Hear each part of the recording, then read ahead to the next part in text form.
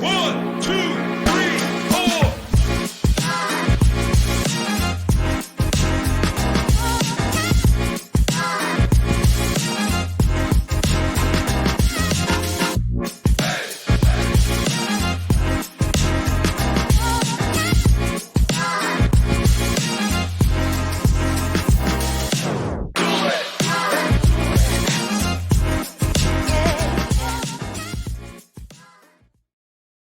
What's going on, everybody? Welcome to the On the Dot podcast. Here for episode 2 of season 2. We got my man at Sidekick Picks here with me. How are we feeling tonight, bud? Doing good. Ready to continue talking about some NFL, and we're going to break down my favorite division. So, Right. Yeah. And if you guys do not know, Sidekick is a very, very big Colts fan. And we are breaking down the AFC South and the NFC South, going over who we like in the division, some futures there, some player props that we like. And one way to get ahead on the books, use our code on the dot for 25% off props.cash. Those guys out there, shout out to them. Those guys have one of the best products for prop betting in the industry. Shout out to them. So use code on the dot, get 25% off on us. And if you guys do, hit us up on the DM and we will get you guys hooked up with free VIP for a month. So let's get into the AFC South first. And as always, you guys can listen to us on Spotify, iTunes, and then we have the video podcast up on YouTube each and every Tuesday night. So we record on Mondays, and we'll have it up on Tuesdays. Try to do so up until the live show start at 10:30 in the morning on Sunday.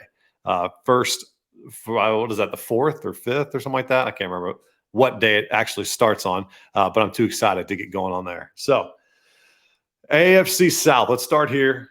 We have probably one of the biggest surprises of last year with the Jacksonville Jaguars coming in at minus 155 favorites to win the division. Can they keep up with the improvements that they made last year? And can they just run away with this division? What do you think, Side? So if you listened to our podcast last year, you would know that we were actually on Jacksonville to have a pretty successful year. You know, last year they had the addition of Evan Ingram. They really improved that receiving core with Marvin Jones and Christian Kirk, who had a breakout year. So we saw the pieces kind of developing right there. And I think they're going to take another step here. You know, Trevor Lawrence looked phenomenal last year. He's kind of that dual threat guy. He's a guy I'd be looking at to kind of break through this year and be one of those like top 2-tier quarterbacks, because he is a running threat and he can challenge you with his arm. But the big question mark here is going to be Calvin Ridley, and I am all over him this year. I know you're a little skeptical. We were talking off the stream here. If you should keep him, you keep him. It's Calvin Ridley. He's got a solid quarterback. This is a heavy passing offense. Love this team. I just wish they weren't in the Colts division. But I'm a little nervous about how they're going to use Etienne this year with that big speed guy in the backfield. I saw a lot of question marks regarding whether or not he was going to be a good fantasy pick this year. What do you think? Etienne? Yeah. If you got him, I'm all in on him. I think he catches a lot more passes this year too. He should. They're going to utilize him in different ways. And to answer the first question, this Jaguars team, you would think I would say they're probably overhyped, but I think with the coaching staff, that's what makes it a humongous difference here from the previous, where I thought the Lions were a little bit overvalued. Don't get me wrong. I think Dan Campbell's a pretty dang good coach, but I don't think he's right where Doug Peterson's at. I think Doug Peterson is just so savvy, and he makes Trevor Lawrence so much better. So give me the the Jaguars to repeat, and improve on what they did last season. If you want to go wild with it, I think they're 25-1 right now to win the Super Bowl, and then 12-1 to win the AFC. That's pretty crazy. If you want to sprinkle those, you can. If anything, I'd probably bet them to maybe make it to the Super Bowl, but I don't see those guys winning. This team can definitely win 1, maybe 2 games in the playoffs. Yeah, their offense is just so loaded. Yeah. I mean, they're the real deal. They have great tight end and Evan Ingram. They have multiple threats on the outside, and then you mix it up with Etienne, and they made a couple improvements to that O line. So, offensively, speaking on Trevor, I think he's a great fantasy option this season. Absolutely. And if you want to not punt the quarterback position, but get a mid-tier quarterback that can get you that top one or the tier one ranking, that's definitely Trevor Lawrence. He uses his feet a lot more than people think he did last year. And that's one prop that I love targeting later in the year was his rushing yards. I thought it was just such a simple bet to make. He utilized it. I think his offensive line gets a little bit better. I think that's what was mainly the reason. He had to obviously escape a lot of pass rushers, but I still think that could be an angle to play. But yeah, you got Ridley. You have Kirk, who remember everybody was saying, why the hell are we giving Kirk that much money in the offseason last year? He went out and earned it. Yeah, he produced. So, Kirk, Ridley, Zay Jones, Evan Ingram's back. Remember when Ingram couldn't catch a pass for the Giants? And then he goes and puts up crazy numbers last year for him. And then you got Etienne. So I still think they don't have a lot of depth. So I think if an injury happens, I think they're going to be a little bit scarce for skills players a little bit. But I think overall on paper right now, they look pretty dang elite. And I think these guys can make it a nice little playoff run. Like I said, probably win 1 or 2 games. If you want to go crazy, do those Super Bowl or AFC winner bets. Yeah, I like that. I think the only other team that can kind of give them a run for their money is the Titans. Yep. Just defensively, they're always stout. They're going to control the clock with running the ball a million times to Derrick Henry. And they improved the receiving core by adding DeAndre Hopkins. So I think Ryan Tannehill is going to play all season. I don't see why they would make the change. I know the throwing the ball isn't really their main scheme of their offense, and he's been serviceable. He's won multiple AFC South championships, so I don't see the necessary move to move away from Ryan Tannehill this year. I think he gets one more go at it. Yeah, does Hopkins make them a contender? In my eyes, I don't see it. I really don't see it. I think it's a splash on paper. It's a splash on the headlines. But I think when it comes down to it and they go game by game, he's going to have his game. He might have a big game here and then 2 dud games. I just don't think it's a very consistent offense that can sustain a number one receiver fantasy production all year long. Don't get me wrong. I would love to have him as a wide receiver 2 on your fantasy team. And if you have the depth of draft picks, you can get him as your wide receiver 3. Obviously, that'd be perfect. But you still have Ryan Tannehill throwing to you, and their main focus is to feed Derrick Henry for as long as possible. I just think it looks better on paper than what it will produce in my eyes. Right. You still have Treylon Burks there. Yeah, so I definitely wouldn't reach on DeAndre Hopkins, and I think a lot of people are going to. Remember, especially when you're drafting best ball, stay within that ADP range. And I think a lot of people are going to reach on him. I think he's going to have a similar season to kind of how A.J. Brown did in Tennessee. We're probably looking at 800 to 900 receiving yards, probably like 6-7 touchdowns, which is pretty good. But depending on where you get him at, I don't know if I draft him in the top couple rounds. And you got to understand too, he's going to be competing for that ball against Treylon Burks, who they're really high on. Right. And I'm looking at this tier 3 and it's got rankings 10 through 34. And that's a lot of players there. And he's right in the mix there at 24. Mm-hmm. And there's a lot of different guys that I'd probably select rather than Hopkins this season. Not saying he's not going to produce some games. I just don't think you're going to get that overall week by week knowing what you're going to get from this guy. He's going to have duds, but on paper it looks a lot better. I don't even think that I honestly might say that the Colts have a better chance of finishing in second. If they get hot, if they can do what they can do on offense, and Richardson comes around and absolutely spark plugs this team, I think that they can finish 2 in this division. I don't think they can win it. So it wouldn't be surprising if Colts finish 2 and the Titans finish 3rd. That's the big question mark here, is how well Richardson's going to do. I think he is in the perfect system. And I think a lot of it depends on how healthy Jonathan Taylor is and how well this O-line blocks. Last year, they were absolutely terrible at blocking, especially pass blocking. Any quarterback they kind of plugged in back there. I mean, you had to get rid of the ball super quick because you had guys in your face. I do think that we kind of see an outbreak in Pierce this year. I really like him, Alec Pierce. This will be his 2nd year. He had a pretty decent year last year. Pittman definitely is the guy. I know his stock has kind of dropped. He was a round 2 pick for a lot of people last year, and I think his stock's going to drop a little bit, which makes sense. You got a rookie quarterback coming in there. They did go ahead and add Josh Downs from North Carolina, which might be a decent addition here. They were kind of struggling to find that 3rd guy a lot last year. Sometimes it was Ashland Doolin, sometimes it was Paris Campbell, which I'm surprised that they kind of went away from Paris Campbell, because they stuck with him for so long through all those injuries, and you finally saw a glimpse of what he can do, and then they just got rid of him.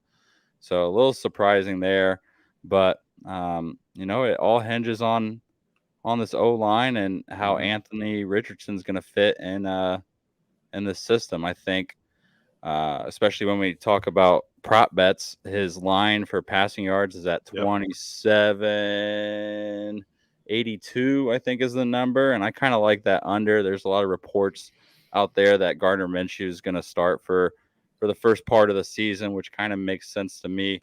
I like Gardner Minshew. I think he'll be serviceable. It's a system he's comfortable with, coming from Philly. So I think he's going to be the front runner at first. So I kind of like that under. And the other one that I like is Jonathan Taylor under 1,200 rushing yards. I just think with his injuries and, they added Zach Moss, who was pretty good last year for him. He might cut into his carries just a little bit because they want to keep him healthy. So 1,200 is a lot.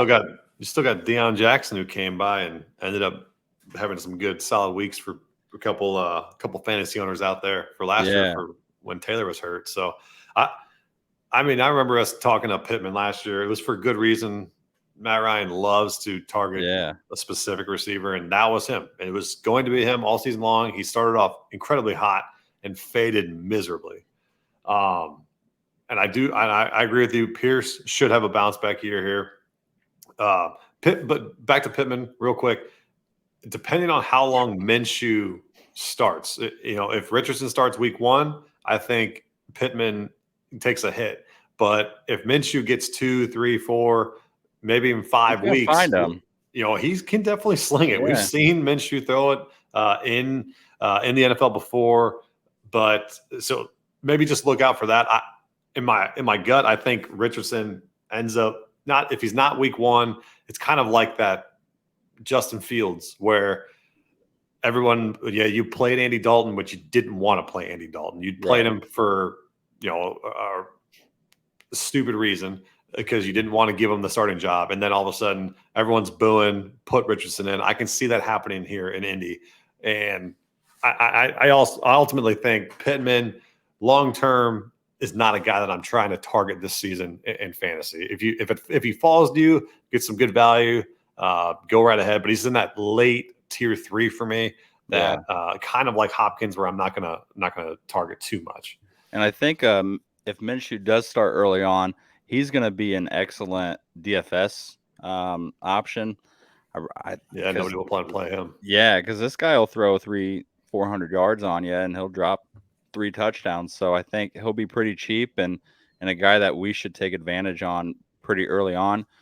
Just real quick, I know we're trying to move things on a little bit, but I think tight ends for this team are going to be serviceable. If you don't get one of those top tier guys, don't panic. I think this is the year Jelani Woods does some damage. We saw some glimpse of him last year. He's finally moved into that number 1 tight end. I think Mo Alley Cox is going to be just involved heavily in the run. I know that they want to kind of get these more athletic tight ends out there. And Kylan Granson, who I was huge on last year, played a lot of slot last year. He's a guy that they move around, big body, quick feet, good hands. But Jelani Woods is the guy that I would definitely take a shot on this year, and you can get him super late. Yeah, no, I'm right there with you there. All right, so let's go to the plus 800 team to win the division here with the Houston Texans. What do you envision this Texans team producing this season? You got a new coach, a new quarterback. I don't know if he's going to start right away. I think he will. I think Stroud will end up starting. I don't think Davis Mills absolutely, he showed last year. He just doesn't have it. I think they're just going to start fresh and let's go CJ Stroud and go from there. What do you think this Texans team can do? Over under 6.5 wins. So, and that's one of the bets that we had talked about before this live stream was for Colts 6.5 wins. I would take the over on that. I think they can get to 8-8. You had said their third easiest strength of schedule, but going back to Texans, I think that line is pretty fair. I would say under. I think they're right there at 6. I just don't know what to expect. You got that rookie quarterback. They brought in Devin Singletary, so does that cut into Dameon Pierce a little bit? And I'm not overly impressed with their wide receivers. I know that a couple of them had a decent season last year, but they're just not. I don't know. They just don't move the needle for me. The more I dive into the Texans, I think they did a phenomenal job of putting CJ Stroud in a place for success right away. And that meaning by that is just putting him around veteran players. He's not thrown into the fire. He's not going to be, a Jordan Love throwing to second and first year players. This is a guy who's going to be throwing to, obviously Nico Collins is a second year player, but you got Robert Woods, you have Dalton Schultz, you also have Devin Singletary behind him. He's got veteran guys to help him out, and I think help the growing pains throughout the season. Pierce, obviously, we were on him heavily last season in the preseason. He was probably an industry darling, they say, where everyone's on him in the industry, and then he absolutely produces. Can he repeat that? Or are you going back to him this season? What do you think here? So I believe his stat line was at 900. I don't know. I don't know how they mix in Singletary. Yeah, that's a big number. It is. New it's coach. A big number, and you got a young speedster in Singletary where, is he going to cut into some of that share? And Pierce went down a little bit last year, didn't he? A little bit. I think he missed 1 or 2 games. Yeah. Yeah. So, but then he got fed like 30 carries a game, every other game. So dude, I remember early on, I think that first game was like over 11.5 carries, and I was like, dude, this guy's gonna get fed like a horse. And Rex Burkhead came out of nowhere and started taking carries from us, and then the next game he had like 20 something. It's one of those fluke performances. And I forgot to mention Michi as well is a third wide receiver. Yeah. I mean, this offense can surprise people. I'm probably going to get laughed at for saying something like that, but I think the Texans here at plus 800, if you want to put a sprinkle on it, you can. I don't think they're going to win the division whatsoever because the Jaguars are just that much better than them. But I think this team can surprise people. Also, this is an area I think we can target for DFS, where if it's not a one-on-one stack where you got your 3x1 stack with the 1-1 coming back with maybe like a Woods or a Michi or a Collins, you could stack even this team. I just think that they're going to surprise a lot of people, and I think Pierce. If you're targeting Pierce, I'm all for it. I think he can score some touchdowns this season. I just don't think he's going to get the exact same volume that he did last year. Yeah. All right. Any other player props that you are throwing at the audience for the AFC South? My other one I got, is I'm a fan of Derrick Henry. They want to run the ball. They always wanted to run the ball. I'm always on board with taking his over rush yards for the entire season. I know there's speculation with the trade if they do end up, sucking in the season, but that they'd have to get a haul back. I don't know if someone's going to match that or whatnot. So over 25 and a half rush yards. He's hit that in 3 of the last 4 seasons. The only time he has not is if he gets hurt. So I'm going to bank on health here and obviously I think that offense is surrounded by him. So give me Henry all day long. I don't care if it's minus 110. It's not bad. Yeah, he's going to get a ton. It's a big number, but he's good. Yeah, I like number, but I like it. I like that. I think the other one I was looking at what's Trevor Lawrence's touchdowns at? Ooh, what is his touchdowns at? Let's see. I want to say it was pretty low. Player stats. Pass touchdowns.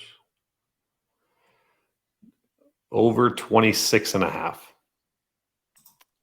Over. At plus money, plus 100. Over. What did he? He's going to get 30. What did he throw last year? He threw 25 last year. He's going to get 30. Going to get 30. You heard it here first. 30 with 5 rushing touchdowns. I'm telling you. Ridley, man. Yeah, Ridley's and now a year under your belt with Kirk and Ingram and Etienne's going to be more involved. I can see it. I can see it for sure. All right, switching over to the NFC South, and I think this is one of the more wide open divisions with only the Falcons returning a quarterback, which is the most wild thing in the world because he didn't really play. Desmond Ridder is back. Otherwise, every other team in the division has a brand new face under center. So let's go right to the Saints here, who are the favorite. Plus 120 to win the division. Can Carr come in and sustain this offense and make this kind of like what Drew Brees ended up having it as? I mean, not like to that extent, but making the offense relevant again. How about that? Oh, absolutely. I would definitely take that bet. I think Derek Carr has proven himself over the past few years, and I think he's just going to excel even more here. I guess it's not really a question mark because you got.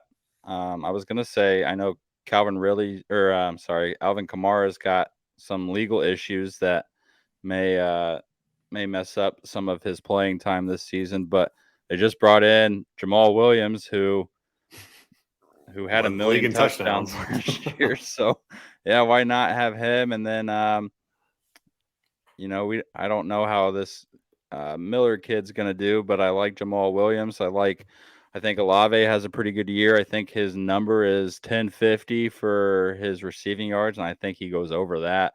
And I'm hoping that Michael Thomas stays healthy this year because when he is on the field, he's electric. So I think we might be able to see some of the old Michael Thomas highlights that we've seen in the past, hopefully this year. But I just think this team offensively, they should be pretty good. That Juwan Johnson kid, tight end, flashed it a little bit last year, and we all know that Derek Carr likes his tight ends with Darren Waller. So he's another guy that I think you can get pretty late in your drafts if you don't get one of those top tier tight ends that you can kind of plug in week to week. Yeah, and he gets his backup tight end for the Raiders. Foster Moreau came over as well, so they have some history. If you want to throw some maybe long shot darts this season in DFS, that would be a crazy stack if Juwan ever goes down. But yeah, I'm all in on Derek Carr. I liked him last season. I think he got scapegoated for the lack of success in the Raiders organization last year. It was just a mess. Didn't really, and I think he tried. He tried everything he could. He put up some good numbers, but ultimately he just didn't have what it takes to make it in Las Vegas, I guess. But I think the Saints picked up a perfect fit here. I love his over 3,800 and a half pass yards. It's a big number, but he's hit this in 3 of the last 4 years. I don't see how he does not get there with these wide receivers. Michael Thomas, even if he gets hurt, Olave, Traquan Smith, Rashid Shaheed, James Washington, they all got run last year. All got run. And, Michael Thomas adds to it. But then you also have Kamara. I know he's going to serve a suspension. It should be, I think it might be a little bit less than 6 games. It might be like that 4-ish range. But nobody knows when. Nobody knows anything currently. But I think he's still a targeted guy that you should go after for the running back position. But yeah, overall, I'm a buy on the Saints this year. Go back to more of a sustained offense week to week. That's not so crazy with Winston. Winston was bad, and then we haven't even mentioned their X factor, the most hated player in the NFL, and that is Taysom Hill. So you got, then we'll talk about the running back position for this guys. I mean, what do you think? How do you think it pans out? I mean, you got Kamara with the suspension, you got Williams, and then you also have Taysom Hill that can just vulture any touchdown known to man.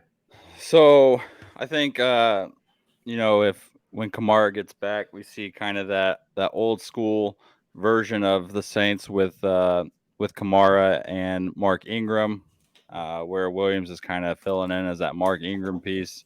But without Kamara, I think Jamal Williams is going to have a pretty good year.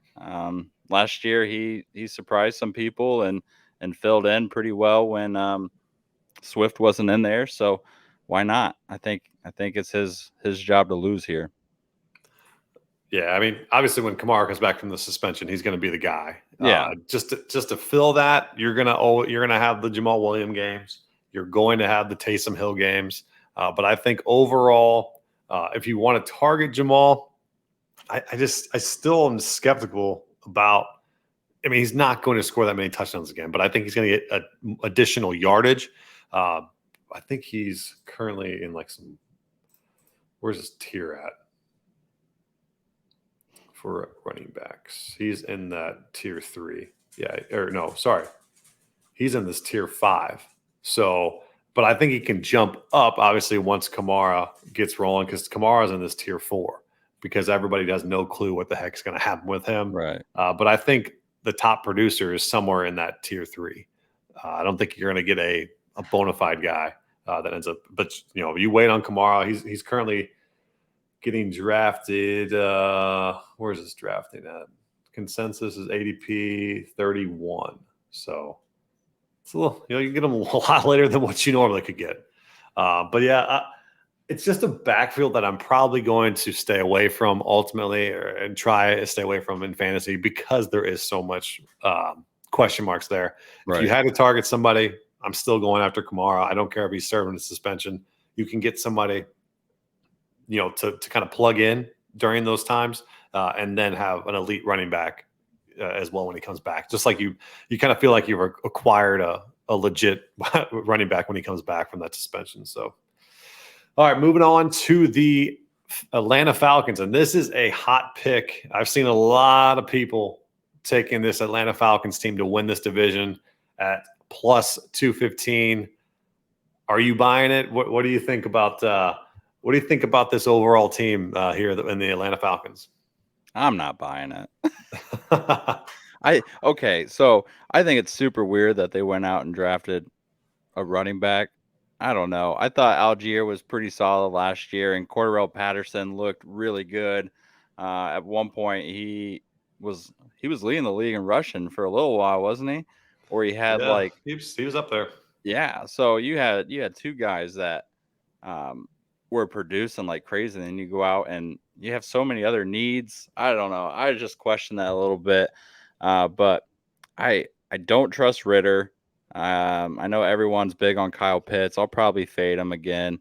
Um, I was big on Drake London last year, and he kind of got hot down the stretch, but he was a little up and down for me. So fantasy wise, like if I'm best ball, I like him, but if you're going for like a standard league, I don't trust him. Standard leagues, I like guys that are gonna consistently get me 10 plus points. Um, and I just don't like taking high flyers that much. And to me, he's kind of that high flyer. Um, and then the other guys that they have don't really do anything for me. I think Robinson will do fine. They've proven that they can run the ball, but who's going to carry the ball the most in that backfield? They're probably going to put Patterson probably in the slot, I'd assume. Kind of, I mean, he's played receiver in the past, even though I think he's a better runner. So probably see different things from him, different looks, different formations. But if you're looking at their depth chart, you got Scotty Miller, cool. He's all right, and then you got Mac Hollins. All right, it just doesn't do anything for me. So, and you got a shaky quarterback from time to time who hasn't really put it all together yet. Yeah, the upside in this offense is there. I don't think anybody. I don't know. I don't think anybody's questioning that. It's just the consistency that everybody's worried You'll about. see flashes of it. I bet you will, but Yeah, I mean Bijan. I mean he's getting plucked so damn early in drafts, and I think it's for good reason because that offensive line is unbelievable. he's gonna And be good. It's just for me, I don't want to draft a guy, especially in a system where you have two other guys that are good. yeah, he's definitely going to get a couple TDs vultured here and there, but I still think Bijan. You don't draft that first round guy without thinking he's going to be the guy. But then I'm buying Drake London this year. The Ritter and London are going to have this connection. You know, they've practiced all last season. Towards the end of the season, you saw London kind of take off. That's because Ritter was the quarterback. So Ritter and him have this established connection. And if you're going to get a wide receiver one, his line right now is 850.5 receiving yards. I get it that they're probably going to run and try to run a little bit more, but I think the guy can get 1,000 yards easily this year. Just the way that they can open up the field. You also have Kyle Pitts there who can help establish some routes for him and get Drake London a little bit more. But yeah, I think Mac Hollins and Scotty Miller aren't great other options to have. I mean, Mac Hollins wasn't terrible last year, but you know he had his games here and there. But he's just like I said, like he's got upside, but the consistency we got to see if it's there. Scotty's always been a guy that I remember Brady would always be able to rely on. I did roster him that one year. Yeah. So, but I'm not buying the hype here. I'm leaning more the Saints in the division than the Falcons in my eyes. But if you like the Falcons plus 215, it's not bad. Their over under right now is 8.5 at -120. They have the second easiest schedule, but the Saints are over 9.5 at +105, and they have the easiest schedule in the league. I like that number. I think that team can win 10 games.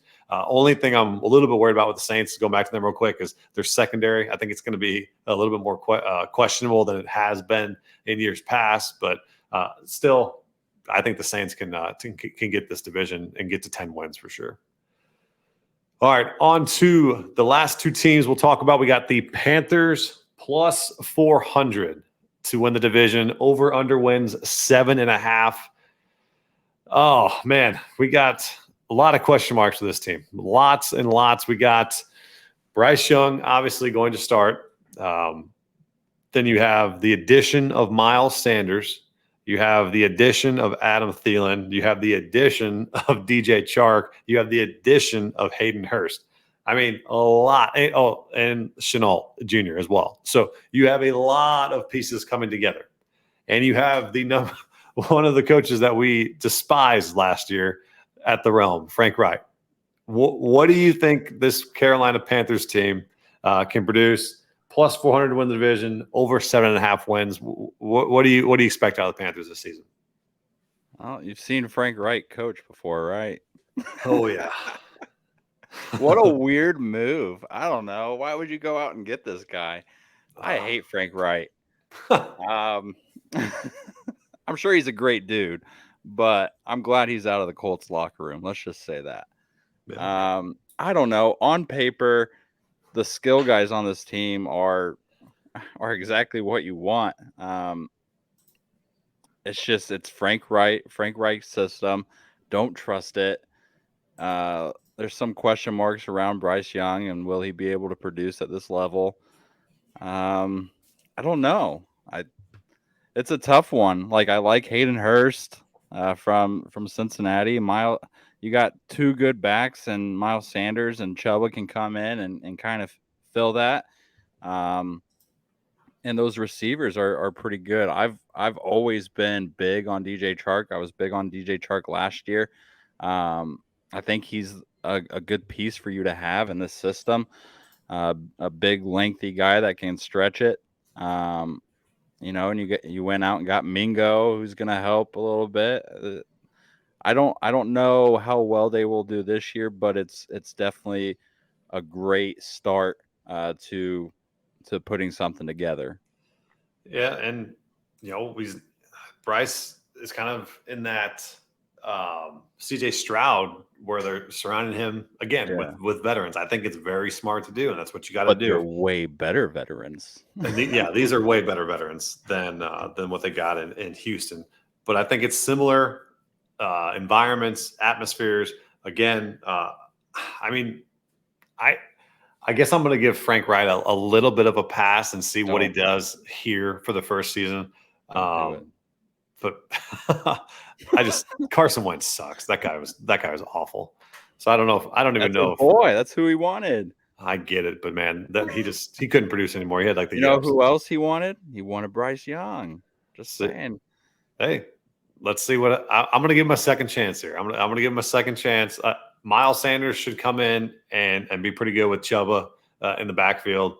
Thielen, one of the questions we had from the Discord was how would Adam Thielen transition to be the number one guy here from living in Justin Jefferson's shadow forever and running probably the easiest routes ever because everyone's not worried about him.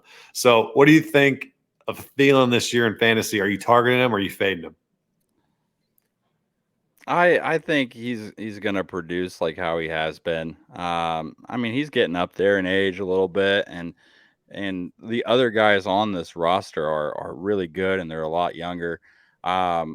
Marshall's going to be good. I think Chark's my wild card, man. I love this dude. He had that 1,000+ yard season in Jacksonville, and then he just kind of, injuries and just kind of disappeared, and then ended up in Detroit. And he looked good last year. I think he's going to look good again this year. And I think Mingo will be a good addition. And then you got Chenault, who's the speedster.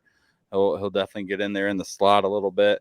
I don't know. There's just a lot of pieces around here, and I think Adam Thielen might get a little lost.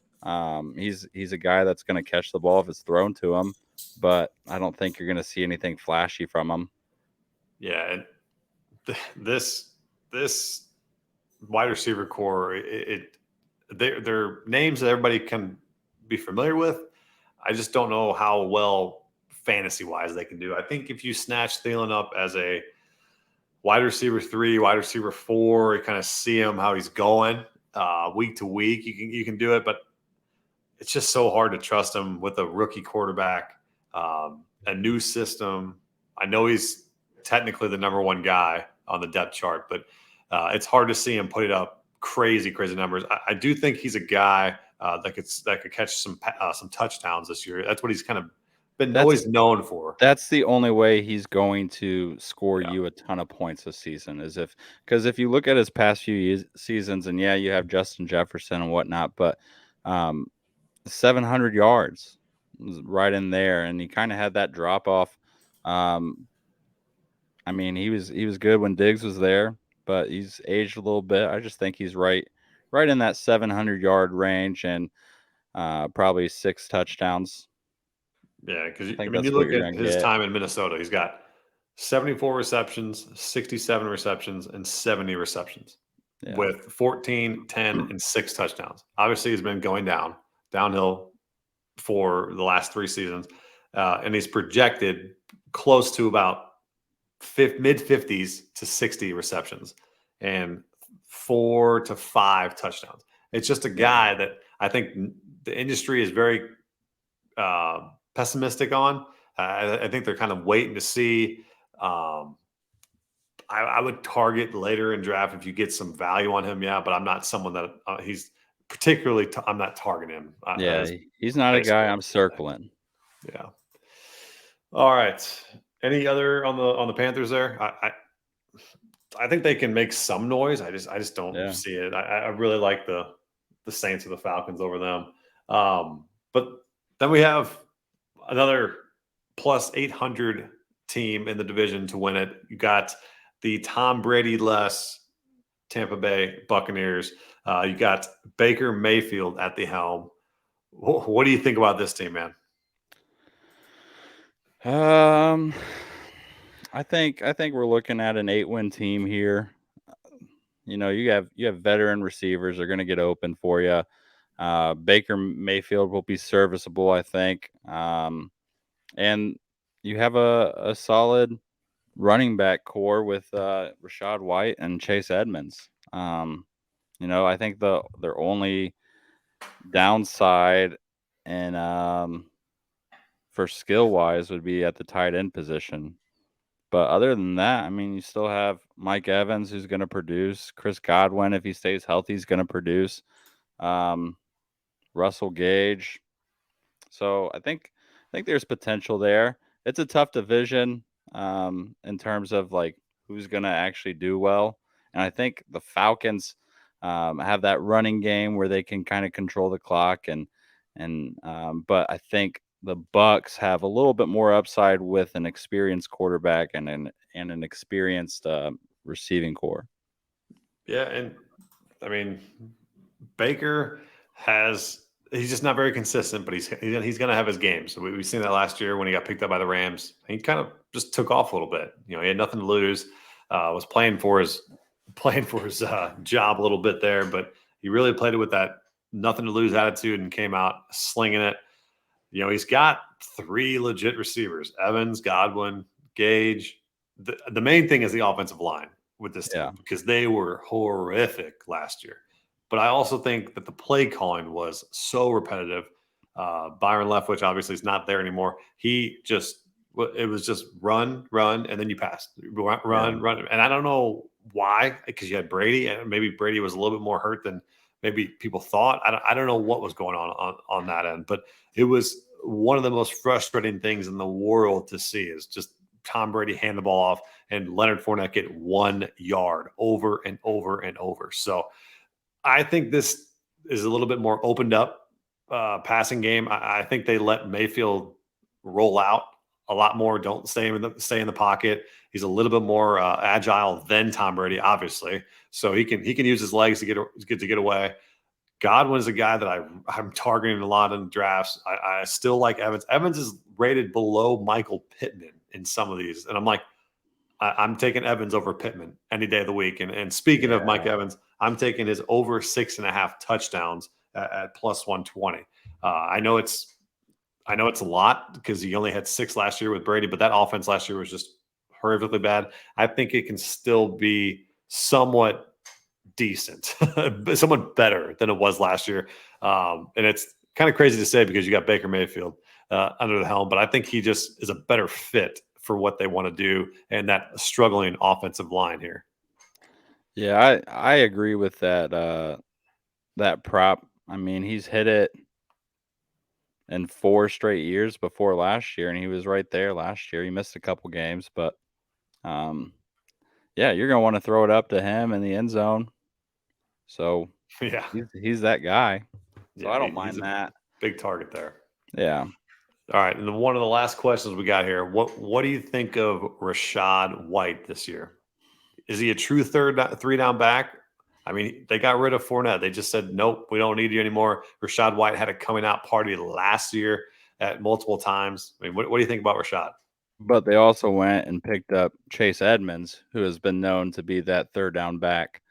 So I don't know. There's some question marks right there. I think he'll get a shot, and if he doesn't produce, I think that's why they had a little insurance with Edmonds right there. And like you said, this offensive line's a little sketchy, so I don't know. I think a lot of it's going to have to depend on if Baker can spread it out a little bit to help that run out. So Yeah, one thing I will definitely target this season is Rashad White's receptions and receiving yards per game. I think he will excel there with Baker. So give me Rashad this year. I'm going to buy on him. I don't. If you're in a keeper league, potentially you can keep him, but I think he's more of a solidified RB2 this season for sure. All right, so we'll get up on out of here. We appreciate you guys tuning in to the AFC South, NFC South breakdown. If you guys have any additional questions, you know where to hit us up at. We'll see you guys a little bit. We'll see you guys later. see ya.